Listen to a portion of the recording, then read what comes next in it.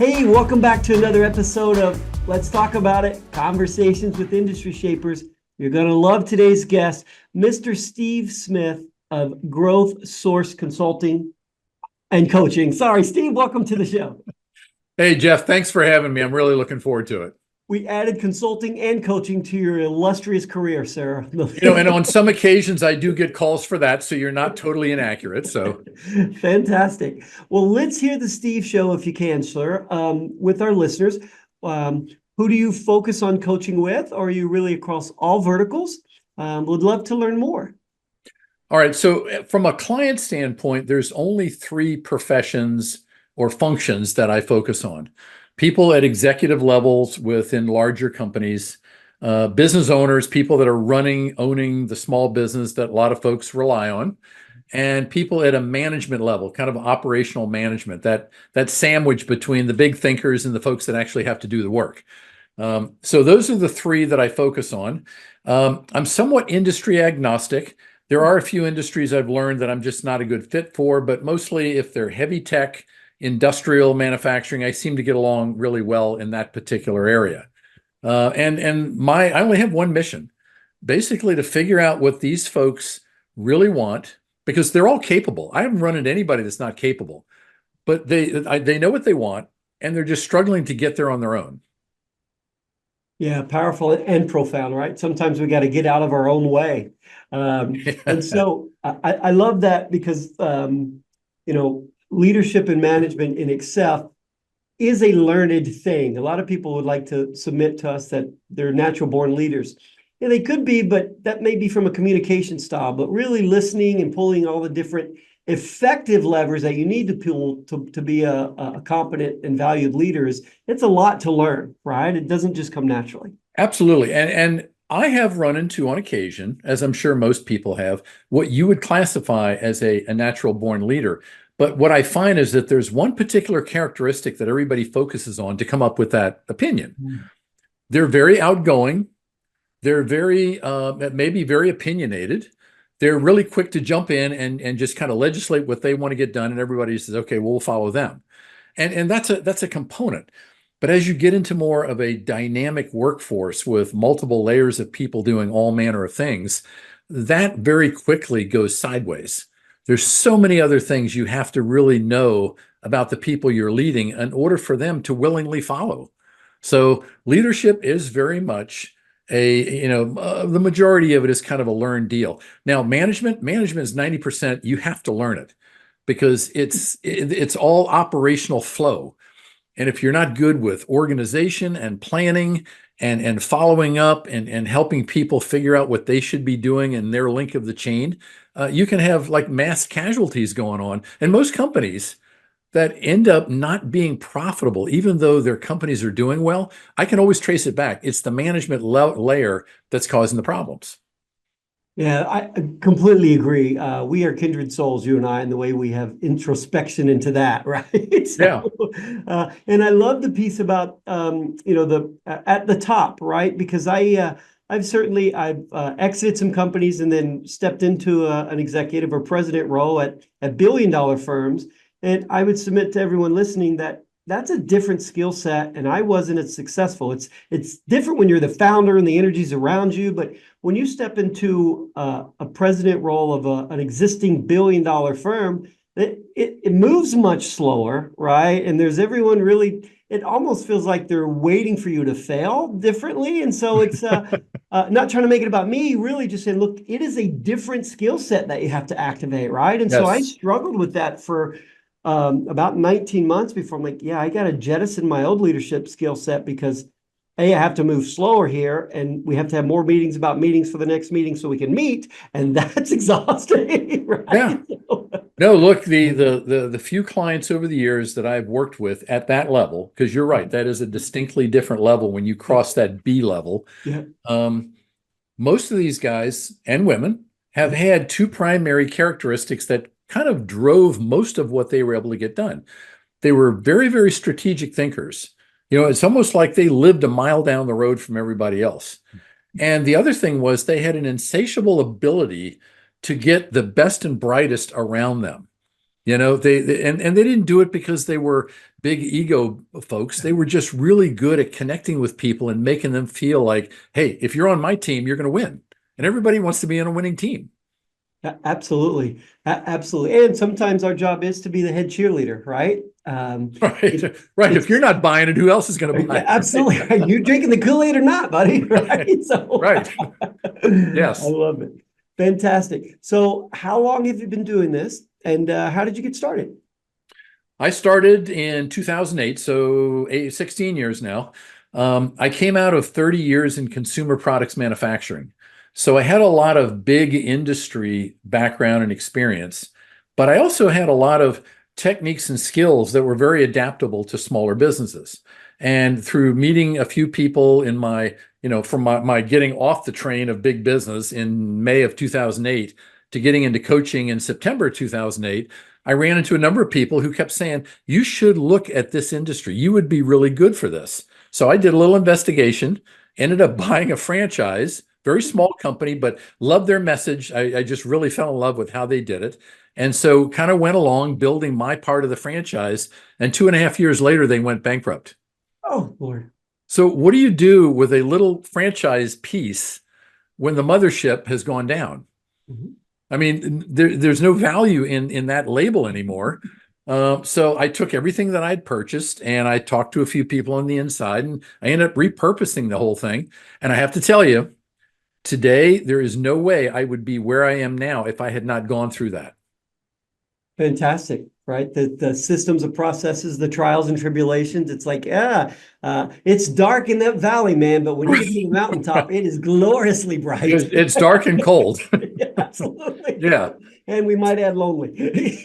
Right.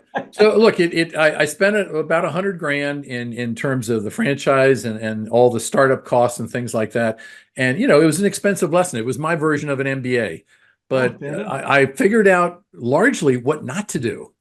This company did a lot of things. They made a lot of mistakes. And I'm like, okay, I don't want to do that because I'll get the same outcome. And so I avoided a lot of that stuff and, started working, changed the whole model. They were big in sales, marketing, and getting your head in the game. Small business entrepreneurs need that. Yeah. So, but the clients I work with are all need to know how to lead better and to be able to manage operations better and be able to have a company that's sustainable and profitable. So when I built the leadership and management into the program and kind of took a lot of the very, very, very low level entrepreneur stuff out of it, that's when things started to take off. That's fantastic. I love that. And I love it. It prompts me to ask this question because that was really insightful. So presume we have a listener to our show that he or she in the vertical that you spoke about earlier, and they are in the space of struggling with, as all of us do as leaders in our early phase, that they have to be the chief knowledge person instead of the chief asker of questions, right? Which is what we should be doing. Yes. What's your message to them? And then how would they migrate into you for some coaching, guidance, mentorship? And what does the path look like? About how long do your clients typically stay with you? Okay. All right. So the folks that you just described, I find typically are in companies that have some basis in technical expertise, engineering, biomed, those kinds of things, or they're in companies with a real specialty in a manufacturing industry for which they're known. Okay, so you get these folks that rise to the top. Well, along the way, they've accumulated all of the knowledge that got them there. And when they get there, they're still thinking that nobody can do it as good as I can. I mean, I started this, so I'm the chief thinker. And what I try to get people to recognize is if you were to tap into the base of people around you that have followed you up and maybe have learned different ways, what you might find out is even though you still are very steeped in your knowledge, it's not about the knowledge, it's about the execution. And as time goes on, execution changes because you have different people with their hands on the steering wheel. You have different clients with different needs and different outlooks. So it's all about execution. So everybody can get past that level of, oh, I know everything. Forget about that. Start looking at the folks that can help you execute your strategy and realize your vision. And that's the formula to success, not you harboring all the knowledge, because at some point it doesn't go anywhere. That's very true, and wise sage counsel. I learned that hard rule in 1996. I'll never forget it. I had the opportunity to sit across from Michael Gerber, who wrote the E-Myth, and Oh yeah, love that book. yeah, he kept calling me Jeffrey, and I kept telling him the dreams I wanted to do, the place I wanted to go, and I'm, again, fortunate to sit at his feet and several of his consultants for a number of years. But in his conference room, I kept spouting what I wanted to do, and he said, Jeffrey, you cannot get to where you're telling me you want to be if you keep making it, packing it, shipping it, right? Like if you keep having to call customers and sell the product, this and that, then yours is a pipe dream and you work for a lunatic and you, sir, are the lunatic. And it took a while to drink that in, but it's what you're saying, right? The Yes. effective leader is chief asker of questions, learn to work through people, as you so aptly stated. So awesome. Well, So look, here's another thing I've learned, and this is very practical experiences I've gained from my clients. What they find out at some point is the people working for them, the ones that want to be part of that winning team and want to aspire to move up over time, they want the lead dog doing lead dog things. Setting the vision, looking at the strategy, figuring out what's down the road that could blow them up and keep them on course and keep them growing and keep them profitable. They don't want the owner down there on the line, wedging their way in saying, let me show you how to make this widget. They don't want that. They say, look, somebody's got to drive this ship. We're not able to, but we bought onto the program because we thought you could. Yeah, that's powerful, right? Well, aye, Captain. Just tell us which way to go, right? We'll get you there. But yeah, no, that is very, very good. So I'm a listener, and I want to get engaged with you. And what does the kind of the onboarding look like, and how does it start? Do you do some testing, or is it conversational? What's it look like? For everybody that's interested in coaching, because at some point, either through their own awakening or through people close to them, it's been suggested that they look outside the company to get help. Yeah. So they'll call or they'll send me something on email and we'll connect up. And I will spend 30 to 45 minutes doing nothing but helping them get clear about what it is they really want. And is coaching actually the right medium? Because there have been times when people tell me and I say, okay, I understand exactly what you want, but coaching's not going to get you there. You might want to try X, Y, and Z. So all I'm about is really trying to figure out, do they know what they want? Are they willing to go the journey? And am I the right person to take them there? And if all that maps out, then I basically tell them, here's how it works. You sign up with me for a minimum of 6 months.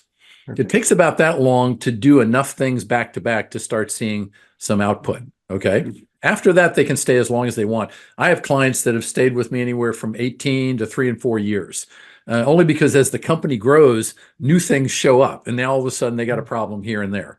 But once they get on board, I start them off with a very extensive input document, and I basically ask them about 95 to 100 questions. And it's very extensive. And a lot of people are like, oh, this takes too long. Well, guess what? The minute we have our first session, I don't want to spend that time learning about you. I want to have this document in advance that I can go through and pick out all the critical areas and basically start working with you right up front so that you immediately can get some value from the investment that you've made. So I do that. And along the way, depending on what we run into, I have a whole plethora of, personality assessments, leadership assessments, communication, emotional intelligence, things that the individual needs to know before they can step out on the floor, so to speak, and guide and direct and get the loyalty and the confidence from people around them. That is so true. And thank you for sharing that. Steve, I was thinking that, I like everyone, I believe in coaching. I've always had them. I'm, again, starting back at the E-Myth, Michael Gerber, Nancy Turner, and Tubbs. I've had speaking coaches, pause coaches, delivery coaches. But two things I've learned from coaches that was worth every dollar I paid. One was when I learned that I'm always ready, fire, aim, that I always fail to take into consideration all the operational resources we need. And so I'm stringing my group along. And the bigger we got, look, it's much longer to turn an aircraft carrier than a dinghy, right? And so I'm trying to get this aircraft carrier, and they're like, So again, one of my big weaknesses is that was pointed out in coaching, and I highly recommend anyone listening to seek Steve to get coaching or a coach because it's very valuable. Is I was never fully aware of the resources it needed to bring to bear on something. I Right. needed to aim more than I fire, but that's just me, right? Young man in a hurry. And Right. then the other one was, I mean, it cut really hard. It took me a while, but he told me, hey, stop being the second woman in your marriage. And that I was like, dude, we're talking about my business. But he dug real deep and he's like, every time you take these problems home to your wife, right? And you're really just sharing, but in her mind, you're vomiting up and you're transferring all this onto her because women receive empath differently than men, right? She's taking all these burdens on. And he didn't mean it sexist. He just meant stop being the second woman and go on complaining. Go spend time with your wife and leave your problems at work or get a coach and help them work through it. Because Right. your wife wants your help, or your spouse, whatever, wants your help working through familial stuff, family stuff, you as the leader of the household or however your household's set up. They don't want to be there for your dumping ground and for you to be the second woman in a relationship. Again, you have to nuance it right. You don't want to offend anyone, but for me, it resonated. And so that was so profound. It transformed an already wonderful marriage into perfect, right? Just by getting that guidance. So I said all those long words to say, I'm a big fan of coaching, and Steve's probably a great place to start if you need one. So, Hopefully. fantastic. Okay, so you've been doing this a while, 16 plus years. Mhm. Tell us one of your favorite, even if it's a turnaround or just success story. You don't have to mention the name or the company, but you're like, yeah, I did that. Okay. Um, I worked with a rather large um, technology company that was in the oil exploration business. This was a number of years ago. And they made the control systems and the drilling equipment to do subsea oil exploration. So they had systems and offices set up all over the world. The office I worked with was the originator of all the technology that the rest of the company ran on. They were out here in Southern California, and the guy that had called and inquired was their divisional VP for all of their technology. So even though his unit was fairly small here, what he did, everybody in all parts of the world depended on. And the problem he had was he was so much of an engineer, he couldn't oversee and manage and lead the rest of the team. And so it was starting to have rippling effects throughout the rest of the country. And so I worked with him for about 18 months. And it took almost half that time to get him to start thinking in a non-engineering format, in a human format. Forget about the actual systems and the coding that they're working on. Let's start concentrating on who's doing it and figure out what they need to have from resources or training or just guidance to be able to do the work better. And so after about that time, he was a couple of years close to retiring. He's just like, I just want to do this job well. The company came back to him and they offered him a promotion. They wanted him to move from Southern California to Houston and take on a global position. And he was a little nervous about that because he's like, okay, do I really want to step into that at 59? And I said, well, I can't help you with that. You got to make that decision on your own. The point is, though, he was really kind of on the ropes a little bit because of the way he was leading his division. And once he got past that and could start communicating and making a difference in areas outside the walls of his organization here in Southern Cal, the company immediately said, okay, we can't lose this guy. We got to bring him up to a higher level so he can have a greater impact. And so, you walk away from something like that and you feel kind of good about it. Yeah, those are the days that make us wake up the next morning, right? So that's fantastic. Right. So we went from the high, sir. Let's go to your hard-won wisdom lesson for our listeners. Okay. One of the things that, as being a little bit of an entrepreneur, I didn't start that way, but I kind of gravitated to that. I was susceptible to branching out and getting involved in things that really looked cool, that looked like there was going to be, man, if I just bolt this on, I'm just going to explode and everything will be great. And what I learned over time, after wasting a lot of time and a lot of money, that you're much better off. Some people would call it staying in your lane. I like to call it staying focused on what you really do well until you get that so well done that you can now invite other people in and take over. And then you can go chase the crazy stuff that you've always been interested in. But you do that too often, you get this thing people call squirrel syndrome. And all of a sudden, nothing that you touch is working that well. Right. I mean, I worked with a guy about 8 years ago that had 5 businesses. 5. There was only one was operational. Mm. All the rest of them had cratered out because he couldn't stay focused on what it was going to take to make that all 5 of them really good. He didn't have the right people either. He was not really good at picking good people. So, those kind of things, plus my own learning said, focus is one of the most critical resources we have. Because if you can't stay focused on what's really important and what you can win at, you're going to struggle and you're going to lose a lot of money in the process. Yeah, that is really good guidance. I love it. And I hope everyone listening was able to drink that in. Steve, how can our listeners get in touch with you? The best way is to go to my website. It's growthsourcecoaching.com. And, my phone number's there, my email's there. There's a little box there they can fill out, and I will contact them and set up a time to chat. So I offer a lot of different ways. People decide whatever's urgent for them. But the best place to do is go to the website, because then you can learn a little more about who I am and how I do what I do. And then you can decide, do I even want to have a conversation with this guy? And if you don't, that's fine, because coaching is a very personal, professional experience. So you have to have somebody that's a good match. And I want you to have that good match, but I want you to know it going in. Awesome. Growth Source Coaching is the GrowthSource website, Coaching. growthsourcecoaching.com. Yep. Steve, it's been an absolute pleasure having you on the show. And because I'm over in your neck of the woods every summer for 3 weeks, I'm sincere about we must have a coffee. I can't be that far from you in Carlsbad. More than happy. You come to Carlsbad, I'll drive down and meet you. Thanks so much. Take care, Jeff. Thank you.